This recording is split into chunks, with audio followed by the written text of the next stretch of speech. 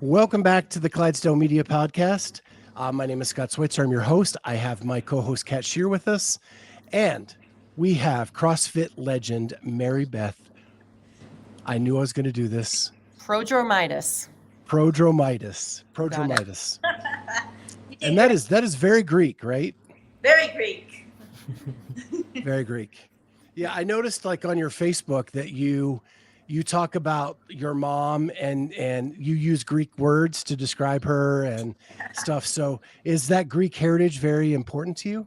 Oh, yes. And Greek heritage is all about family. So definitely, all of it. Yeah, that's really awesome.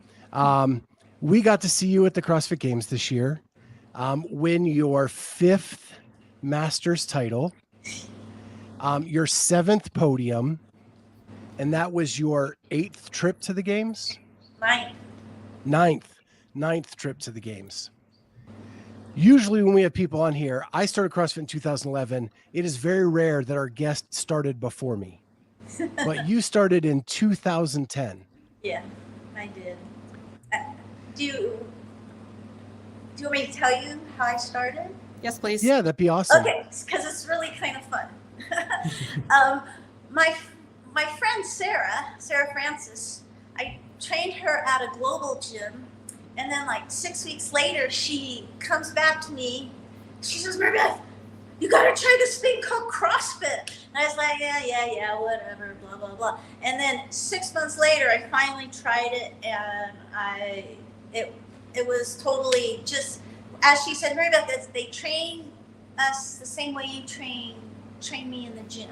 I just superset it and did a lot of circuits like that and heavy weights here and there. But CrossFit was like a dream come true. Walk into a class and I don't have to program anything. Oh my God. And there's a coach there saying, you know, how can you beat that?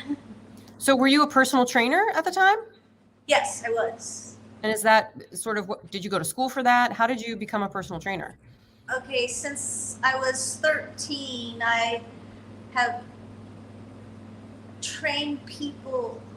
When I was 13, I just taught people gymnastics in our neighborhood on the grass. So that started my coaching career. I see that as that. But throughout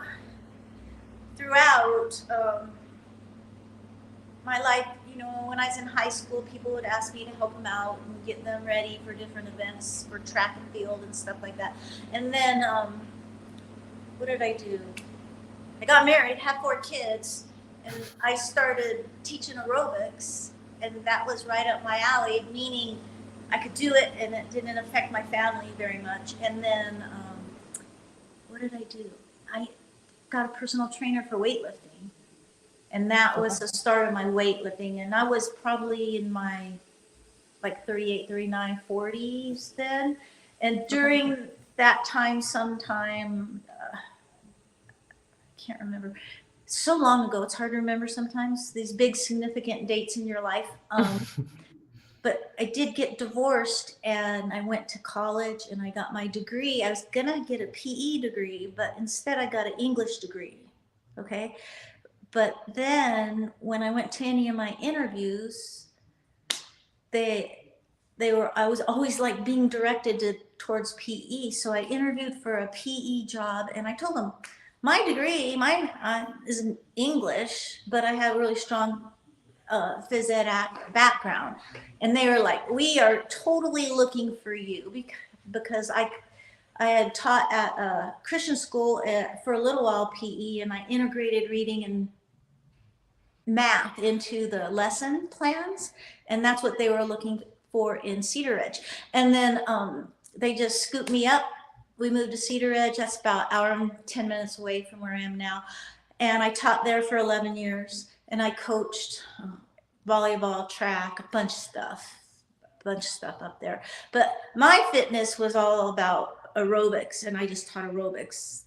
I had my own aerobics thing, had my own gymnastics program for kids after school, grown-ups in the morning, kids all day, little kids after school. So I've been coaching a long time like that. And let's see, in Where did you do all that, Mary Beth? The coaching of the gymnastics and I did that up in Cedar Ridge. like, was it at your house? Was it at a gym? Oh, no, Were I you- was I'm sorry. I got my That's okay. degree, right, in English, but they hired me as their elementary PE teacher. Got it. So Okay. I taught PE all day, every day, and coached after school because my kids were growing up then and in these sports, and I wanted to be around, but I didn't want to bug them. So I was a shot and disc coach. I threw a shot in high school, but I didn't want to rain on their parade. You know, they run really fast, and so but I coached some volleyball and basketball up there. You know, all those kinds of things. But that was a while ago. You were in your 40s then when you started that career? Yeah. Well, Awesome. yeah, I was old. I graduated when I was 39, I believe. Definitely. Okay. Definitely, I matured late, so. That's okay. I mean, that's when I started coaching. I was probably 41 or 42 when I started CrossFit coaching, and I only found CrossFit when I was 40. So yeah, makes sense. I was 49 when I started CrossFit. And if somebody would have told me in however many years it is, you'll be a 5-time world champ, I would have laughed at them in their face. Okay? Because, you know, when I started CrossFit, I could do 2 pull-ups strict. That's it. You know, kipping. That's more than a lot of people could do. Kipping, I wanted to shoot myself. I did not understand the kipping at all. But now I do. But, you know, that's just funny. Do you remember your first CrossFit workout? Oh, what was it? It was horrible. Yeah, it was 5 rounds. You run 800 meters and do something else. I don't know what they had us do, but something, 2 other exercises. And I remember turning to Melissa during the 3rd round and saying, I just don't know if I can do this. Did it take you by surprise, sort of the athleticism that was required to sort of get through that class? Yeah, it took a whole bunch because I didn't walk. You know, I was bound and determined not to walk, but that was probably the furthest I'd ran in a long time. I think we all probably went out a little too hot on our first CrossFit class. Yeah, thinking that we could do more than we actually could. It's humbling, really. Yeah, it is. It is. I can honestly say that every workout that I do that's CrossFit, that I put my soul into, I always feel like I'm beginning again. Yeah. Because, you know, the fitter you are, the more you can do. And so then that just keeps pushing you to try harder or to back off, depending on the day. I just wanted our listeners to see all 7 medals from your career. So I made sure to pull that up, the 5 golds and the 2 silver. That's rare company. That's so crazy because it's like surreal. I bet. Now, you've been through a lot of iterations of the CrossFit Games, right? Presumably you've been to California to compete. You've been to Madison. You've done age group online qualifiers. You've done this sort of quarterfinal thing this year. How is that evolution? Like, how do you sort of stay on top of all that? Do you have a coach? I do have a coach. BruteStrengthTraining.com. My coach is Daniel Condon, and he's been really great for me this year. How long have you been working with them? With them since 2000. Let's see. The end of 2015, I think. Oh, so quite a while then. I trust these guys. Plus, they know all my stuff. Sure. And they kind of can tell when I'm dogging it. Speaking of which, you know, that's about the time that you had the shoulder injury, correct? Oh gosh.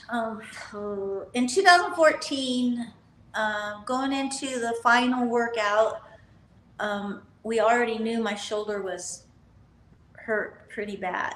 Okay. And we went back to the Rosti tent and they said, I think it was them or Rock Tape, whoever the doctor was, I can't remember. But he says, I don't suggest you continue. And my coach looked at me. That was Cody Burkhart at the time with CrossFit Endurance, I think. Anyway, he looked at me. He goes, well, what do you want to do, Mary Beth? I go, we're at the CrossFit Games. I'm doing it. You know? So I did one ring muscle up in warm up.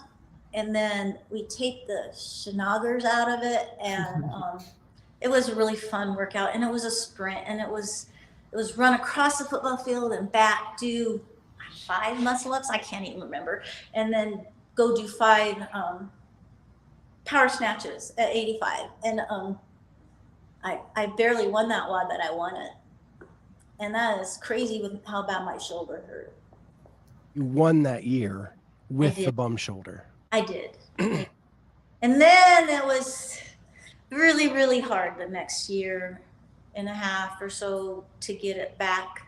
It was my right shoulder as well. And did you have surgery or? I sure did. I had 4, my rotators were torn and I tore my bicep tendon. Okay. So that was 2014. But do you plan that like right after the games, knowing that you sort of want to get back as quickly as possible to the next season? I didn't compete in 2015. I knew I wouldn't. I knew I wouldn't. And at that point, I didn't want to compete. I just wanted to get well. I hate being hurt. It screws up everything in my life. I mean, I can't take care of my dad. I can't play with my grandchildren. Can't go on adventures. Yeah, I would rather be healthy than hurt. Definitely. Did you think that your competitive CrossFit career was over, or you just knew that it was going to take some time to get back to it? At that point, I knew it would just take some time. But it came back because I came back in 2016 and won. Was that the year of the axle bar cleans? That is a great workout. Yes. Talk about that a little bit. So I saw that in person. I was there as a spectator, and I couldn't believe what was happening. That was so fun. Oh my gosh. That is one of the memories that I hold because it always makes me really happy. It makes me smile because I remember standing there before I'm going to go and coach said, Nick Fowler with Brute, he said, Mary Beth, what are you going to do for pull-ups? I go, well, what do you think? I did 19 unbroken the other day with 14-pound vests. I think I'll do 19. That's what I told him. But when I got on that bar, there was no way I was coming off that bar. There's no way. So I did all 27. And that put me so far ahead of everybody because I didn't break my pull-ups. And then when it got to the axle bar, I just really I watched Brooke Entz because she's so good, you know, and she flipped her hands, you know, mixed grip to do the cleans. So deadlifts were no problem. The cleans, they went just fine. They were a little bit of struggle, but shoulder to overhead, that was easy. It wasn't easy. I'm not going to say it was easy. It was hard, but there was something really great about it, and that was. Yeah. That was, okay, so just imagine where I'm looking straight ahead, right? There's my family, okay, up in the bleachers, and then above that is the, what do you call the big screen thing? Okay, like the Jumbotron. Yeah, the Jumbotron. And I could see myself, and I was like, no, this can't be right. This is crazy. And all I could think was, get to your family, get to your family. It was a great workout for me. That's super cool. Yeah, I remember being very, very impressed with all of the Masters athletes at the games watching that event. It was unreal. And in the tennis stadium, just lots of electricity, lots of fun. It was fun and really fun in California, I thought. Yeah. It seemed like the crowd was closer. Yeah.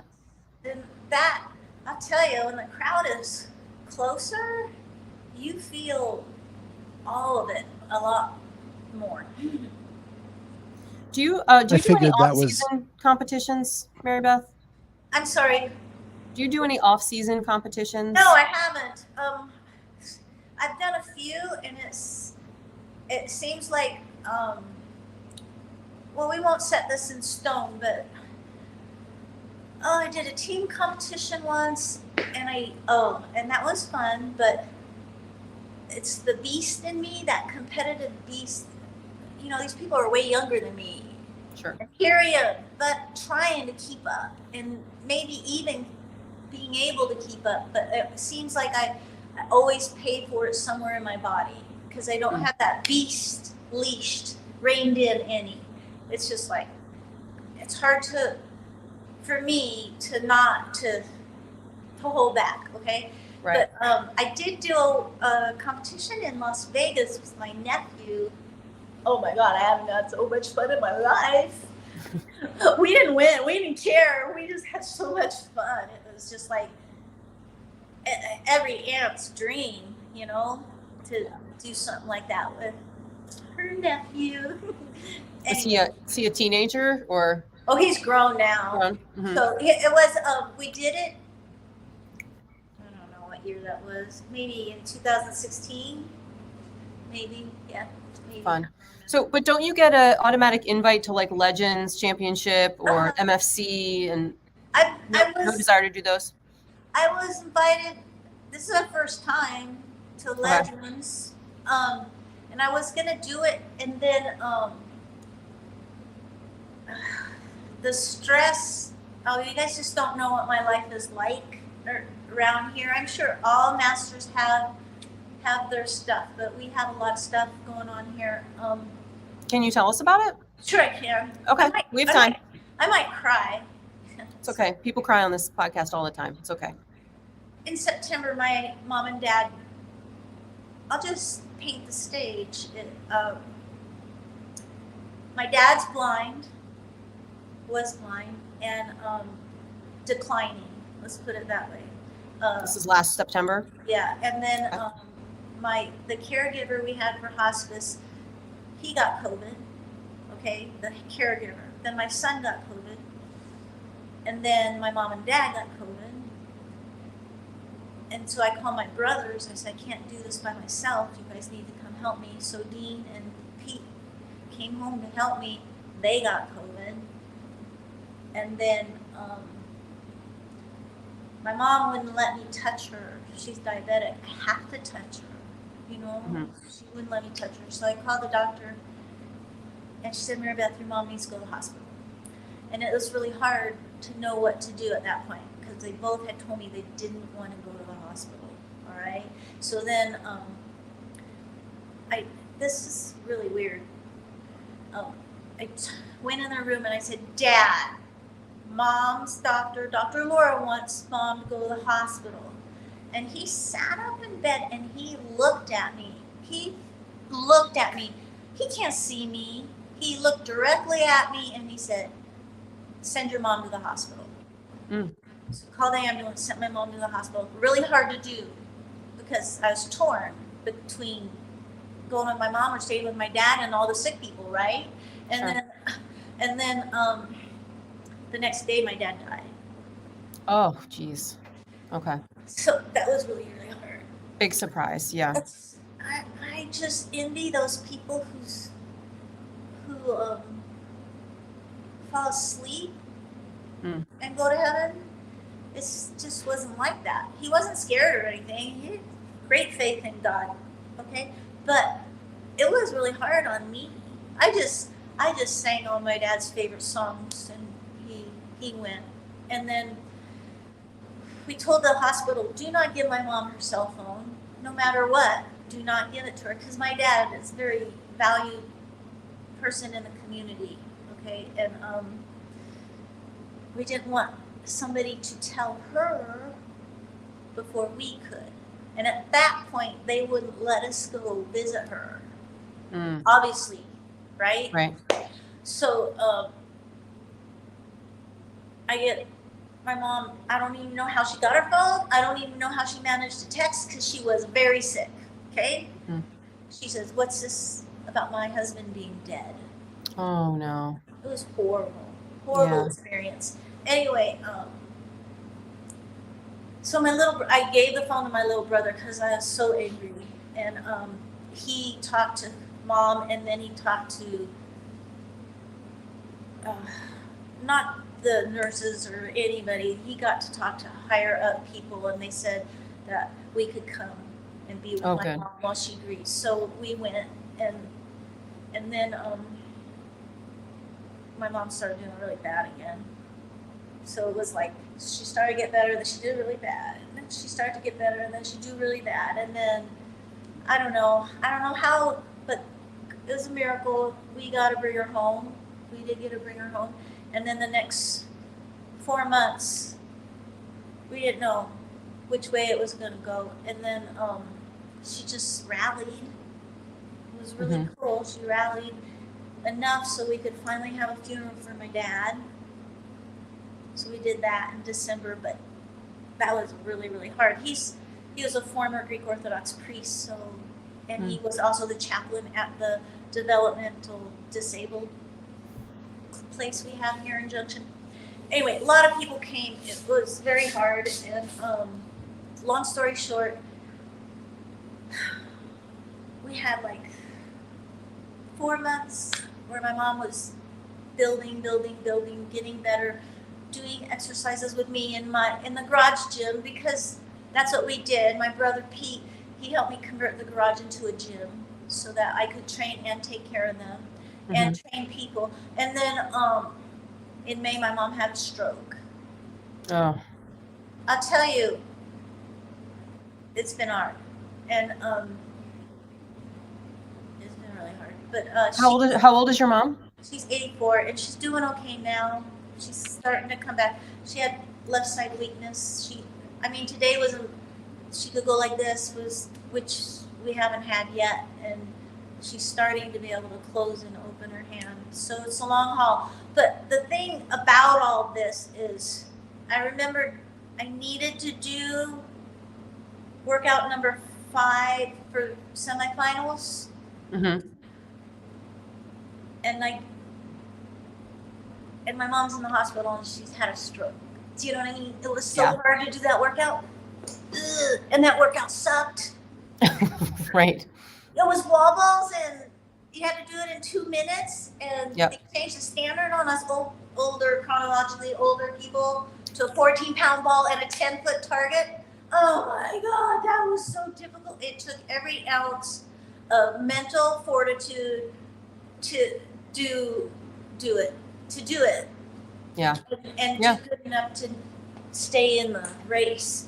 But I told those guys, my friends who helped me afterwards, I said, you guys, I don't want you to be disappointed, but even if I make it, I don't think I'm going to the games. That's what I told them. I go, my mom is sick. But then, when I got the invite to go to the games, I talked to my coach, and he said, Beth, why not? Why not go? You'll be living out your little philosophy of life and hoping to be inspiring to people to carry on through hardship and take care of themselves and not just let everything go because you run into a little bit of hardship. And I said, oh, Coach, I don't know. And I'll just have to really pray about it. And I talked to my brothers, and they were like, we'll come help. So my break from caretaking was going to the CrossFit Games, where you're going to be totally challenged beyond your scope. And then plus I was still dealing with, I didn't want to get hurt. Sure. And one of the biggest fears was that they would have overhead squats. I want to kind of wrap this up into like a cool bow, because I read this really cool story where your parents were always at everything you ever did. They were very supportive parents, but because your dad was blind, he didn't get to see you ever at the CrossFit Games. But because of your belief system, you believe that he got to see you for the first time ever this year. Yes. I love that.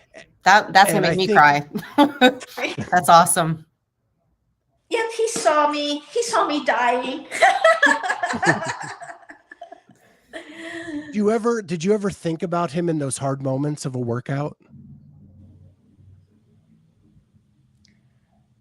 Yeah,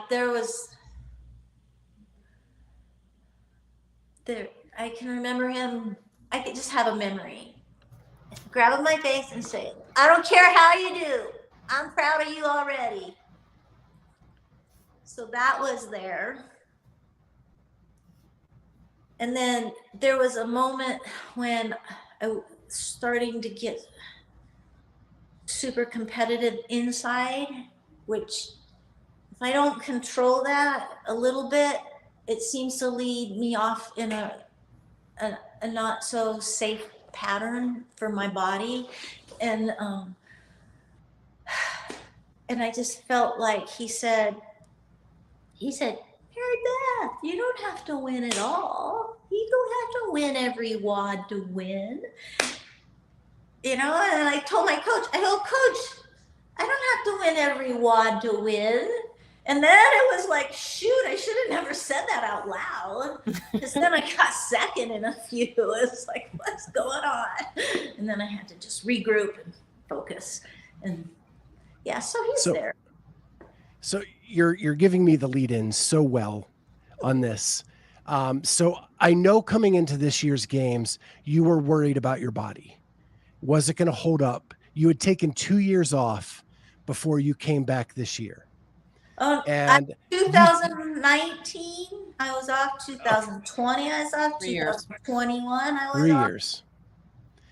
And there were moments where you questioned whether your body would be able to hold up, but you had a change in mindset. And I want you to tell us about that you went from, I got to win it all, to just, let's go have fun. Yeah, it was my friend Paul Shafley. I was telling him I was being a little baby. That was what I was doing. And he said, Mary Beth, do you realize that anybody who even qualifies to go to the games is so lucky? Do you know how many of us want to be that person? We want to be that person. And here you are worrying. And I was just like, God, I went home and I went, okay, so I need to have a paradigm shift, and go into the games of who cares? Who cares? If you take first or you take 10th, you get to go to the CrossFit Games, Mary Beth. And then I did. It was like I went in and I had, of course I want to do my best. That's a given, right? To do my best. But the second and third thing, I didn't want to get hurt, and I wanted to be more social than I've ever been, because during those 3 years that I was not able, I missed my friends, women who are like me, who were like me, because my peers in the world, they're nothing like me. I love them to death, don't get me wrong. I love all my friends who are my age, but being around people who want to be fit like me, oh my God, I wish I could just bring them all home with me. Yeah, I like that. I have a lot of friends that don't do CrossFit either. And, we're always like meeting for coffee or meeting for a drink or meeting for a meal. And I always, wish I could say, why don't you just come to my gym and we'll do a workout together? Because you can, socialize still and hang out, and nobody's really biting, but that's still, I'm going to be 50 this year, and it's still something that I'm trying to get my friends, my close friends, to do a little more often. What a cool idea. Right? Just come and work out. We can still go get coffee afterwards or, get a meal, but instead of it always just be focusing around, food or something that's maybe not so unhealthy, is like, let's move a little bit first. That's awesome. I think I'm going to steal that. You should try that. Yeah. Because I feel pretty isolated. Yeah, it can be, for sure.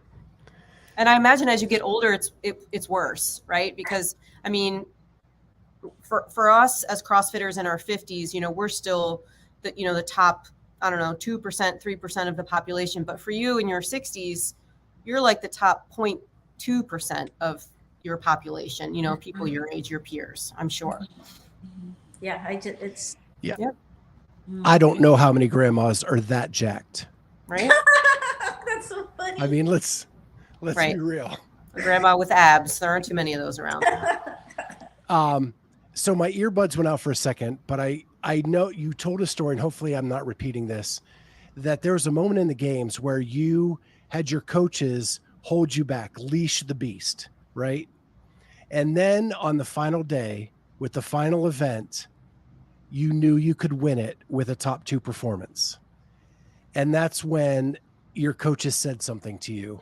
Mhm. And do you want to walk us through that? Sure, I will walk you through that because not big on knowing where I am at on the leaderboard during because it really doesn't matter till the end, right? So you're supposed to go out there and try hard every time. But I was sensing that this is imperative, kind of that feeling. Like important information that you needed to know. Right. You know, it's very Beth. This is it, all of it. Bring it all. Bring it on. And I was like, yeah, it's a sprint, all out. I'm good at sprints. And then I just started having positive affirmations come from. I work with Mindset RX, and they have some really good stuff in there. But I just remember one of my talks with one of my coaches, and this is when I was still trying to decide, should I go, should I not? And he started saying, well, if you go, you got to go. You got to commit.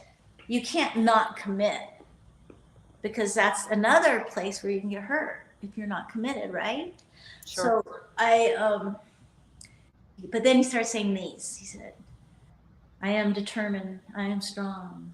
I am, those I am Sure. statements, right? And I remember I was just thinking about the workout. Okay, the Echo Bike for 15 calories, you're going to get off middle of the pack. I mean, it's good to know who you are as an athlete. Do you know what I mean? Yep. But I needed to go faster than I've ever gone in my life on that bike, right? And then the burpees I loved them because you could put your hands on the box. Who cares if it was 30 inches high? It didn't even matter. It's like I can put my hands on the box. Yay!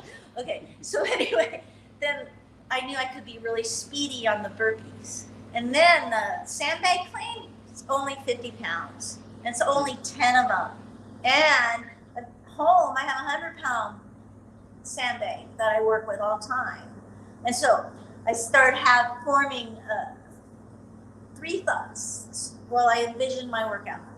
I am determined. When I start to get gas, I'm just going to say, I'm determined, I'm determined, I'm determined, I'm determined.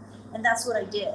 And then on the first burpee, and I laid on the floor, I thought, oh my God. That's what I thought, oh my God. And then all I could hear was, go, go, go. And then, so I was flying through my burpees, and then I got to the sandbag cleans, and that's when I would say, I'm strong, I'm strong. And the thing on that one was, so strong, you tend to not meet the standard, right? So on one of them, I didn't stand up all the way. That might have been the difference between first or second. I don't know. But I flew through those, I thought, besides the one no rep. What does it feel like when you let it all go? Like you were kind of playing it safe so you didn't get hurt, and then all of a sudden you flip the switch and it's all gas, no brakes. What is that feeling like for you? That is a great feeling. That's the same feeling I had in that axle bar workout.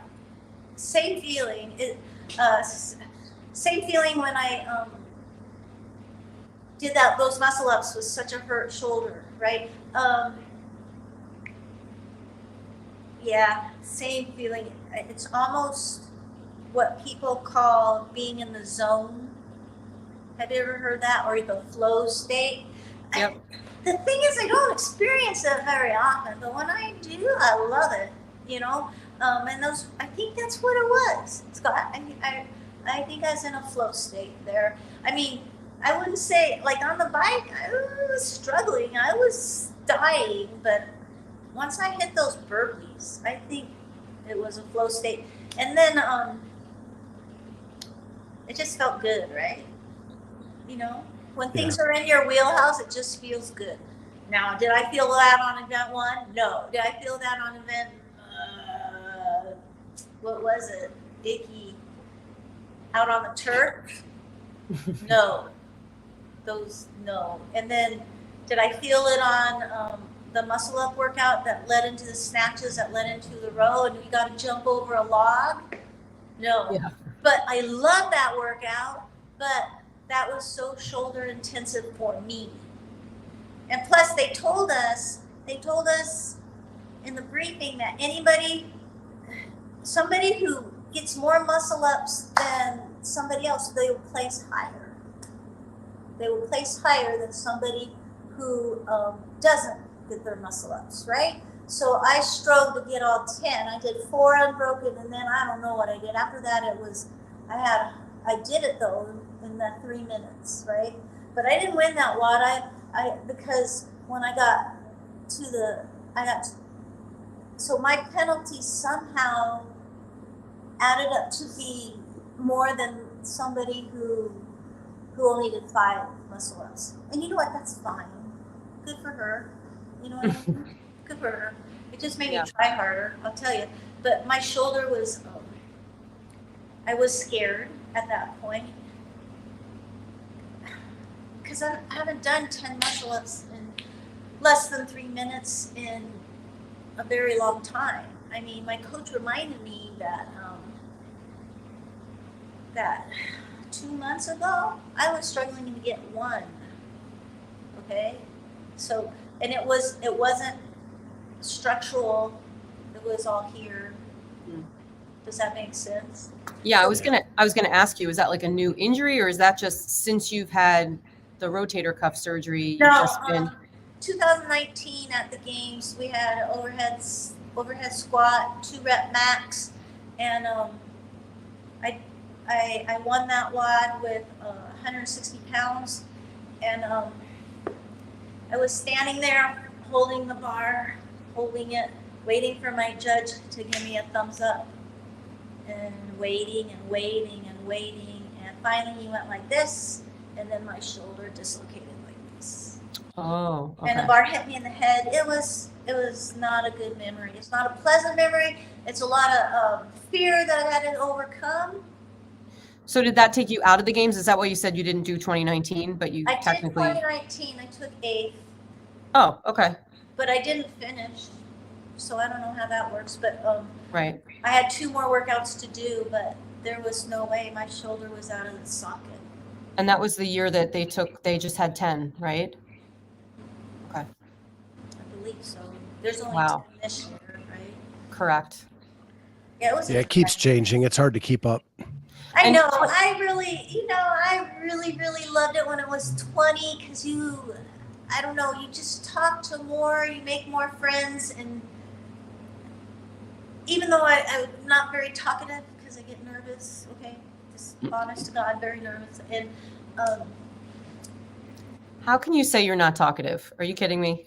at the games, oh my God, it's like, it's hard to talk. You become a shy girl. What was the difference? I'm trying to focus, and if somebody's telling me about their stuff, and then they ask me about my stuff, I can't. I don't want to talk about me right now. Yeah, you got too much to focus on.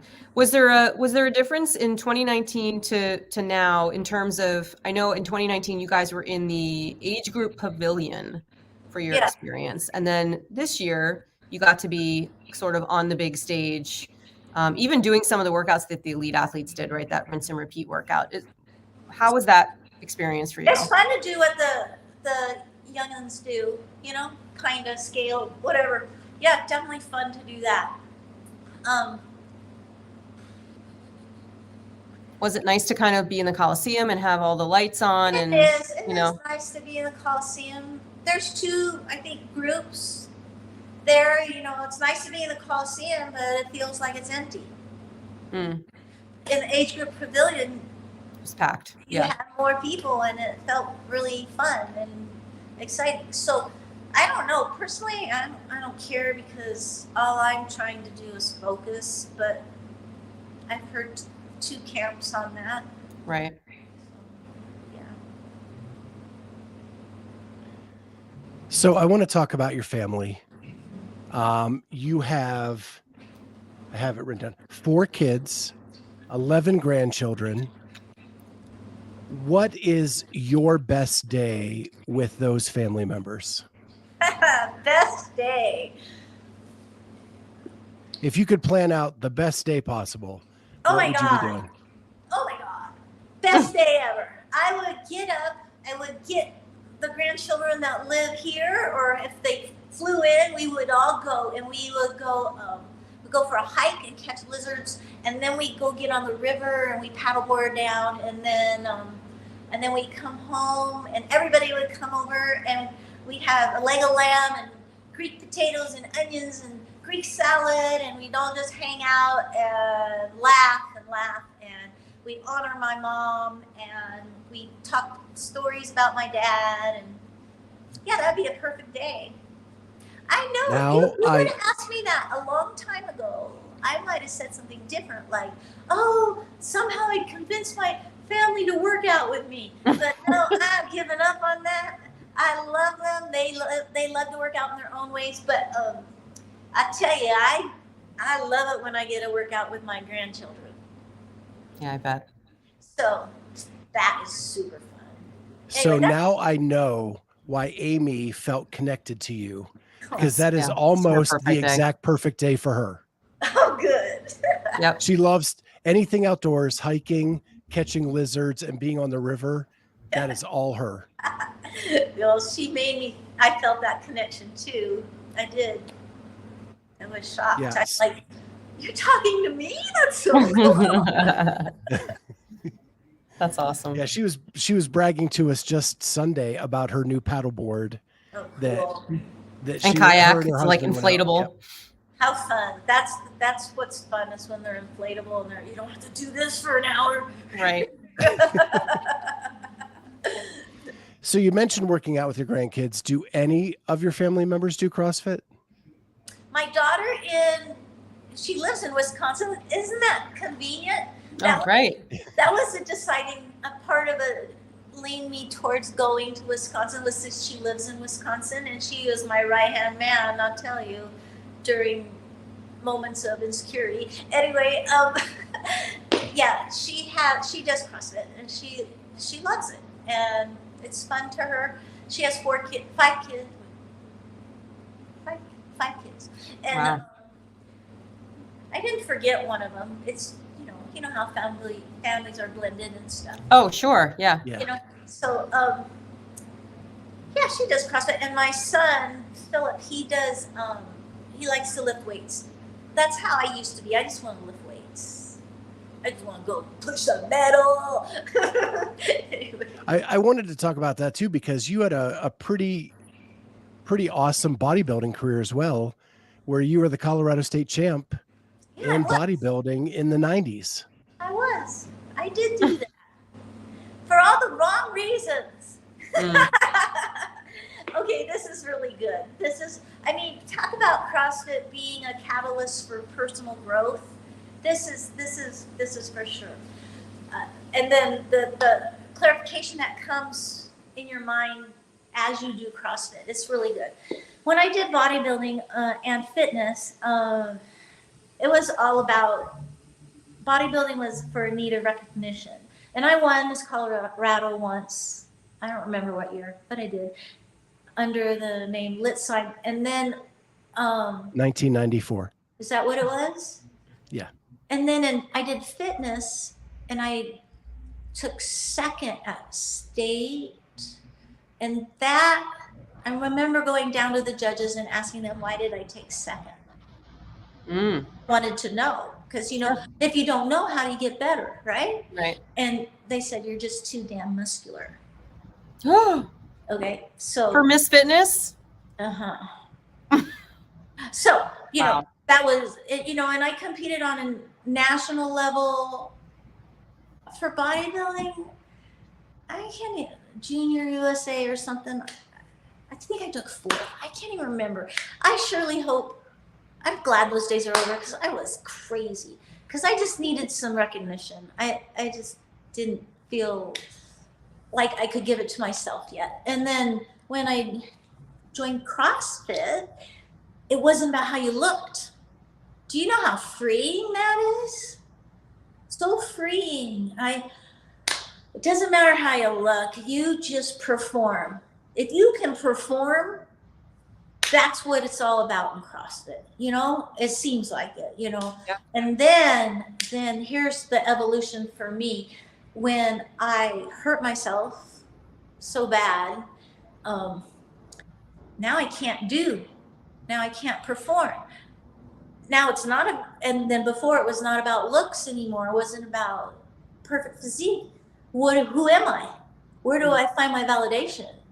And so those 3 years between the games, I had a lot of personal growth in that, figuring out that I'm more than CrossFit, and that I have a great life. I'm a good person. I have a great family. I love my kids. I love everything about my life, even though sometimes it's very difficult. But yeah, does that make sense? So it's not about recognition. It's extrinsic Sure. reward. It's not about what I can do, because we all are going to grow older, meaning training age, and might not be able to do what we could do. And then now it's about who I am. I'm a good person. I love people. I love my family. I love people I coach. I'm trying to make a difference in people's lives, because that is very important to me. Yeah. People don't remember what you looked like or what you did. They remember how you made them feel. Oh, I Right? love that. How Love you treat that. people. Yeah, I agree with that, and I love that. I love that. Yep. You know, CrossFit lets you know you can do hard things, Yeah. right? If you can get through a CrossFit workout, regardless of the scale, the whatever, if you can get through that, you can do hard things. That's right. And that's what I love about it. And, you know, every good story has to have the hurdle that you overcome. And that's why you're such an inspiration, because you've had all these hurdles and you've overcome all of those to be this amazing person that just lit up the room at the press conference. And Really yeah, did. you have 7 medals, That's so but you're also this like shining light that we wanted to talk to. That's so cool. Thank you so much. It's an honor. It's a privilege. I know this, it's special to me. And my parents are, my dad, but my mom's old, and I know you live off memories when you're older. So Sure. it's a great memory. The last question I have for you, and then I'll turn it over to Kat to finish up, but your grandkids, they see their jacked grandma out on the field winning all these medals. What do they say to you, and what are their thoughts on your CrossFit career? My grandson Des, he says, "You're going to do that again?" I said, "Yeah, I'm going to do that again." He says, "Well, good luck." He's 14. And then I come home and he goes, "You won?" I go, "Yeah, how about that?" He goes, "My Grammy." He loves me. They say good job, but you have to remember, that's that. CrossFit and winning and all the fluff that comes from it and adulation with people proud of you and stuff, that's that. But what do they want with me? My grandkids want me to be able to do whatever they want to do. I want to. So that's my functional fitness, is that I can do and go and be for my grandkids. You know what I mean? And my kids ever want to jump on the boat, they're more than welcome. Let's go on some adventures. I mean, that is the most exciting thing to me. Is like, I took my second to youngest grandchild daughter, Zoe, with me. They let me take her. I'm so happy they let me take her to Denver last weekend. And I have my mom in the wheelchair. I have her in the backpack, and we're going shopping. I mean, I don't know very many people who can physically do that and still be okay and have a sort of good time. It's really challenging. I remember pushing my mom and baby on my back. I was thinking, I can do hard things. I can do hard things. It's just like a workout at the games. I can do hard things. Because you gotta, at the games at least you're not worrying about other people's safety, maybe my own. Right. But here I got my two frail people, and it was just a really good experience. It just speaks volumes for CrossFit. You know what I mean? And I mean, I'm mentally more tough, and I physically could handle it. Do you see what I mean? Absolutely. Oh, yeah. Yeah. Tying both ends of the spectrum age-wise together for a day out that will be a memory forever. Forever. And I just really wanted, I had an ulterior motive. I really wanted my mom to see her brother and sister and niece. So it was really, really important. So that's great. So it sounds like you use CrossFit, the methodology, to sort of stay young, stay connected with your family, do the things, and that this whole CrossFit Games thing is really just kind of the icing on the cake. Oh yeah, it's the icing on the cake. The fun. I did not expect this, to tell you the truth. I went and I was hoping that I nothing wrong with being 10th in the world. Right. You know what I mean? But I was hoping I didn't do that. And I did all right. Yeah. I did all right. So that's awesome. Well, you've definitely been the icing on our podcast today, for sure. Thanks. A delight and a treat. We're so happy that you were able to come and join us. And we look forward to whatever comes of the future in terms of competition, family, life, grandkids, all of that. We'll be watching.